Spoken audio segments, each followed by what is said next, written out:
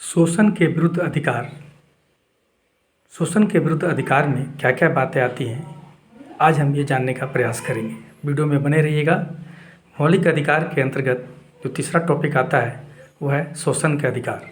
इसके पहले आपने दो टॉपिक जाना, जिसमें पहला था समता का अधिकार, दूसरा स्वतंत्रता का अधिकार। आज हम लोग जानेंगे कि शोषण के विरुद्ध अधिकार में क्या क्या बातें आती है।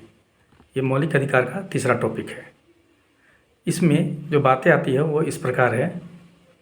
मानव के दुर्व्यापार और बंधुआ मजदूरी पर रोक लगाया गया। शोषण के विरुद्ध अधिकार में नागरिकों को यह अधिकार दिया गया कि आपका अगर दुर्व्यापार होता है या आपको बंधुआ मजदूर की तरह रखा जाता है तो आप आवाज़ उठा सकते हैं, कानून में आपको सुरक्षा मिलेगी। मौलिक अधिकार के तहत ये अधिकार प्राप्त है।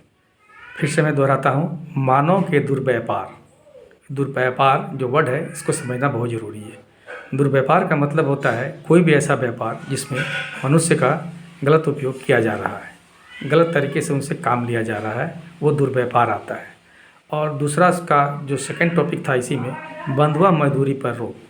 बंधुआ मजदूरी पर रोक यानी पहले ये होता था कि किसी को कर्ज दे दिए और उससे उसके बदले काम करवा रहे हैं, ब्याज के बदले वो काम करता है और उसे मजदूरी भी नहीं मिलती है, उसका मूलधन भी वैसे का वैसे पड़े रह जाता है, क्योंकि वो जो काम करता है वो ब्याज में ही चला जाता है।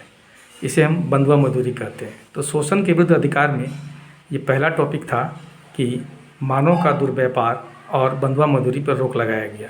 इसी के तहत जो अगली बिंदु आती है वो ये है, जोखिम वाले कामों में बच्चों से मजदूरी कराने पर रोक लगाई गई।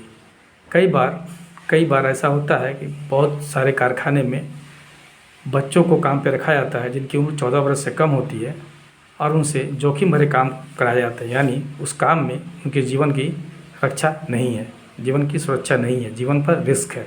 जैसे आग वाले जगहों पर बिजली का काम, पानी में काम, जैसे पटाखे बनाने वाले फैक्ट्रियों में काम, और बड़े बड़े जहाँ लोहा वगैरह धातुओं को गलाया जाता है वैसे वैसे भट्टियों में काम बच्चों से कराए जाते हैं।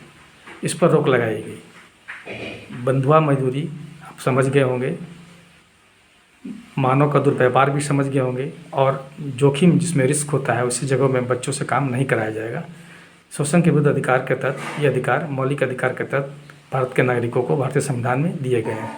वीडियो अच्छा लगा होगा तो लाइक कीजिएगा, शेयर कीजिएगा और सब्सक्राइब इसलिए कीजिएगा कि अगले वीडियो में मैं बताने जा रहा हूँ धार्मिक स्वतंत्रता का अधिकार। बहुत इंपॉर्टेंट टॉपिक है। स्वतंत्रता का मतलब तो लोग जानते ही हैं, लेकिन धर्म के मामले में कितनी स्वतंत्रता मिली है, कहाँ कहाँ रोक है, ये जानना भी ज़रूरी है। इसलिए वीडियो को ज़रूर सब्सक्राइब कर लीजिएगा। वीडियो को लाइक शेयर और सब्सक्राइब करें।